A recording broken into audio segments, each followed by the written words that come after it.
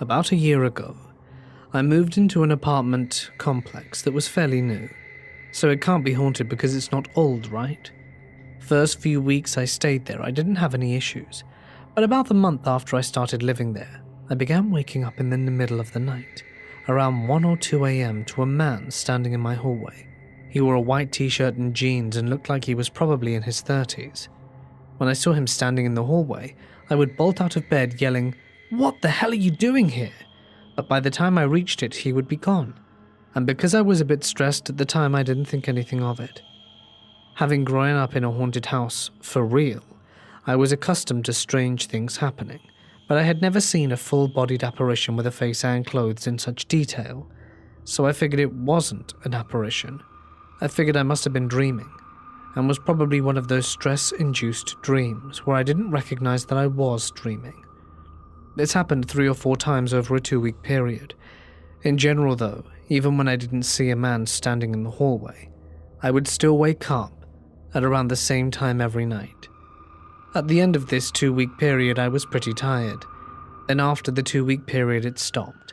I stopped walking in the middle of the night and didn't see any random dudes in the hallway. I went to a friend's house for Sunday dinner at this point, tired, but other than that, all was normal. I'm really close to my friend's family and her parents are basically my parents, and I go to her parents for advice when I need it. Normally I'm the one to pull them aside when I'm struggling, but this time her dad pulled me aside and asked if I was alright. I said I was fine, but stressed, and other than that life was good. He had a pretty intense look of concern on his face, so I was a little taken aback by the intensity of the "are you okay" question, so I asked why. This part is a bit religious. Sorry for the non-religious ones out there, only a small part of the story though. My friend's dad is a pretty spiritual/religious person, and when I asked why, he said that the other night he'd had the strongest feeling he needed to pray for me, and pray that my home be cleansed, that the evil presence in my home would leave.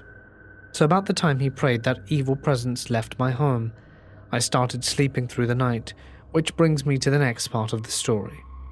In the apartment above me, there lived a crazy person. Or maybe she wasn't crazy, but it kind of seemed like she was. An older woman in her 60s. I would hear her pacing the floor and talking all night long, not every night, but a lot. At first I thought she was watching TV, but then I realized it was a single voice, never background music. And when she would talk in the bathroom, I could hear her conversations. Gotta love them walls and apartment living, am I right? I should mention she lived alone. And when she would have these conversations, there was never any other voice, just her. So I assumed she spoke to herself all night long. Fast forward 6 months, when the lady upstairs moved out, her family actually came and moved her out suddenly. Finally, I would be able to sleep without hearing her talk to herself all night. By this time I had a roommate, and my roommate had a dog. A few days after the lady upstairs moved out, the dog stopped going into my roommate's room and would freak out in the hallway if you left her there at night. I now sleep with my door closed, because I had a roommate and her dog, so I didn't witness the freakouts at first. Normally during the day, the dog would sit in the window of my roommate's room and watch the people go by basically all day long. Now suddenly she wouldn't go into my roommate's room, and when she was in the hallway she would cry and scratch on my door to be let in. At night she would normally sleep in my roommate's room, but suddenly she wouldn't, and if you forced her you would literally have to drag her in, and then she would scratch and cry to leave. I started to feel like I was being watched when I showered, or would feel like someone else was in the room when no one was. That's when I noticed the man in the hallway was back. I never told my roommate about my previous experiences with the man in the hallway, until she brought up that she started feeling weird at night, and would wake up night after night. If you don't want roommates to pick up and leave, you don't tell them ghost stories have happened in your house. So that's when I told her about the man in the hallway, and when we called my friend's dad. My friend's dad came over, blessed the house, and we didn't have any issues after that. The dog went back to hanging out by the window all day. A few days after the guy in the hallway stopped showing up, my roommate started sleeping through the night again. My theory is the man in the hallway left my place and went upstairs, and that's who the lady upstairs was speaking to all night long. and why her family freaked out and moved her suddenly. Once she left, he came back down to mine, till he got booted. The question is, where did he go? This happened to me when I was around middle school age. I can't remember the year, but I was quite young and was staying the weekend at my grandmother's house with my dad, as it was his weekend to see me. My parents are divorced, so I would travel to South Carolina to see my dad every other weekend at that time. That day, she had decided to take us to see her sister, my great aunt, who lived alone on an old plantation that she rented out for large wedding venues. The land is a sprawling plain, with the main house at the top, a barn several dozen feet beside it, and an outside bathroom that looks more like a mini home with a porch. There are walking paths between these and are relatively close. It was my first time coming to the property, and I was excited to explore. My aunt showed me around the large old house, explaining that there were guest rooms for the bride and rooms for her family and the groom's family to get ready for their wedding. She eventually mentioned that because the house was so old, there was a ghost living on the property. She had asked a medium to do a reading of her home once, and revealed that there was a young man named Isaac who was a slave on the property hundreds of years before. He had been working late at night, without a candle or lantern, and had fallen into the well and died. While showing me the outside grounds, among showing me the barn and the bathroom, she showed me the crude flat stone marker on the edge of the woods of her property, where he was allegedly buried according to the medium. They had simply covered the well with dirt and placed the stone over it. There are no records proving this to be the case that my aunt could find, but the activity she had experienced in the home begs the difference. At this point, the adults were all inside the house talking and drinking coffee. I decided to wander and explore as I planned. I pet the horses on the edge of the fence and ran into the yard and decided to take a bathroom break in the outside bathhouse. Both the men's and women's restrooms were spacious, containing a shower, a large sink, and a toilet. So I sat and was ready to get back up and go outside when all of a sudden, without warning, 5 loud bangs rang against the door. It scared me so bad. Before the last bang, I had already begun to shout, "I'm almost done, I'm getting out now." And in one quick motion, I stood up, pulled my pants up, and yanked open the bathroom door to find no one was there. I looked across the field at the men's restroom and didn't hear someone go in there. But it made sense. If someone really needed to use the restroom that badly, they would have gone there instead. But I didn't hear a door slam, as I had ran to the door so quickly, with less than a 5-second interval, that if they had tried to make a break for it, I would have heard, as you would have had to stomp on the porch and slam the door closed behind them. I called out, but no one answered.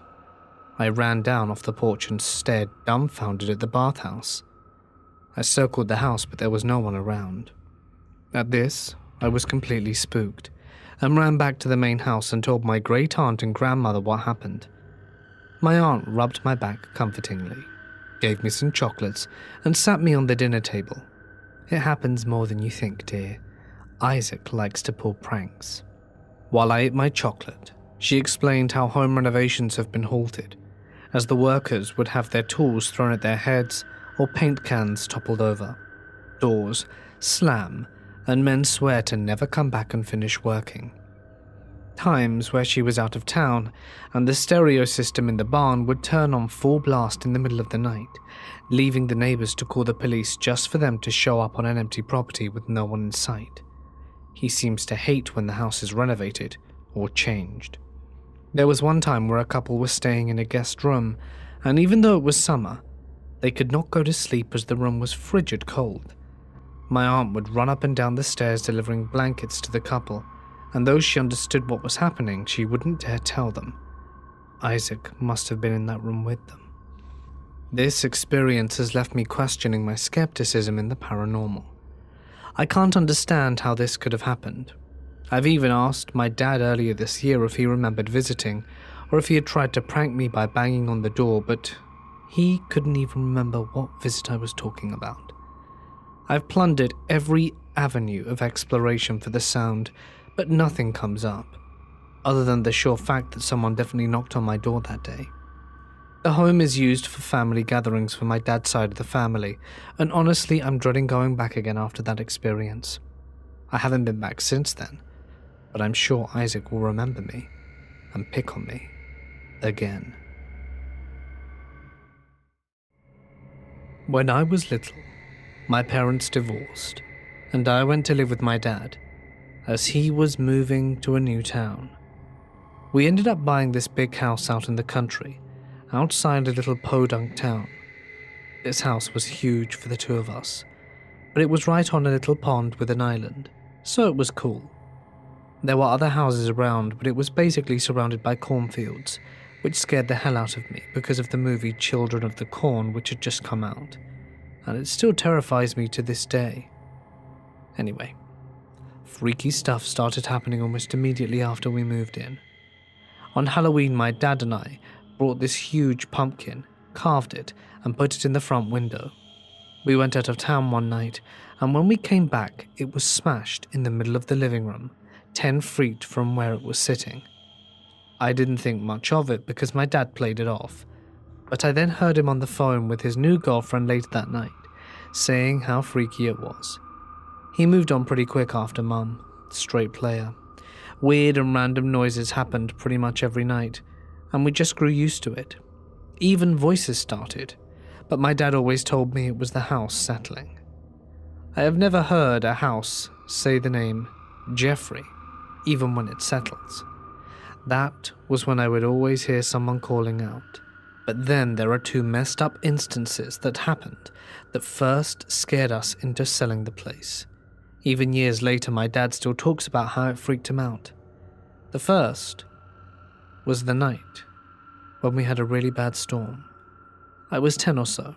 My dad was done letting me crawl into bed with him anymore, so I had to brave that on my own. It was about 3 in the morning, and this storm had been raging for a few hours. We hear this loud boom from the first floor. Both of our rooms were on the second, and then we hear glass shattering. My dad yells at me to stay upstairs and he goes down to investigate. He came back up 20 minutes later and tells me to go to sleep. Turns out our bay windows had been blown out during the storm. The freaky thing was all the glass was outside the house, not in shards in the room. He got it fixed the next day and never mentioned it again. The second was when we had to pull down the attic that was in the hallway between my bedroom and the bathroom. One night I woke up to go to the bathroom, and as I was walking down the hall I ran into the hanging attic door. My dad was sound asleep in his room, so it freaked me out. However, as I was walking back to my room after my piss, I ran into that door again. I heard some rustling going up on in there, and figured it was my dad, so walked past it towards his room, but he was in there snoring. I freaked out and told my dad. He got up, turned on his bedroom light, all angry at me. We both looked into the hall, and even though the hallway light was off, we could tell the attic was now closed. My dad was pissed, told me to go to bed and turned off the light. To this day, I still turn on every damn light upstairs of my current house when I have to pee, much to the dismay of my wife. We moved soon later, and I have never gone back to that place. About a year ago, my family and I were visiting with my dad and stepmom. She was actually the girlfriend from the original story, and we got to talking about the house and how it tormented me. My stepmom said she stopped going over there because of all the weird haunting stuff. My dad said he never told me growing up because he knew it would scare me, but he knew the house was haunted. He said the house used to be in town, but when the widow who lived there finally died, the new owners decided to move it out to the country on the land by the pond. He said the day they moved in just happened to be the old lady's funeral. He said they purposefully drove the house by the graveyard as they were having the cemetery, and stopped and opened the front door to let her spirit back in. That's messed up. Anyway, the new owners didn't stay there long, and my dad bought the house shortly thereafter. and that explained a lot as to why so many strange things kept happening.